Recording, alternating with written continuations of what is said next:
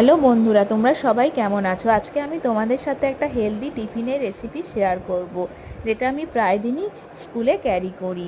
সেটা হলো চিড়ের পোলাও। দেখো, আমি তার সাথে একটু পাকা আম আর পেয়ারাও নিয়েছি। সিজনাল ফ্রুট কিন্তু আমাদের শরীরের জন্য খুব ভালো। চিড়ের পোলাও বানানোর জন্য কড়াতে প্রথম অল্প তেল দিয়ে তাতে সর্ষে, কারি পাতা আর শুকনো লঙ্কা ফোড়ন দিয়ে গাজর, বিনস, ক্যাপসিকাম, পেঁয়াজ এরকম কিছু সবজি দিয়ে ভালো করে ভেজে নিতে হবে। তোমরা কিশমিশ, কাজু বাদামও দিতে পারো। তারপর ওইদিকে আমি চিড়েটাকেও হালকা ধুয়ে নিয়ে জল ঝরতে দিয়ে দিয়েছি। তারপর সবজিগুলো ভালো করে ভাজা হয়ে যাওয়ার পর আমি চিড়েটাকেও ওর মধ্যে দিয়ে ভালো করে নাড়তে থাকলাম। চিড়ে কিন্তু আমাদের শরীরের জন্য খুব ভালো। চিড়েতে আছে প্রচুর পরিমাণ আয়রন। তাছাড়া চিড়ে আমাদের হজমে সাহায্য করে।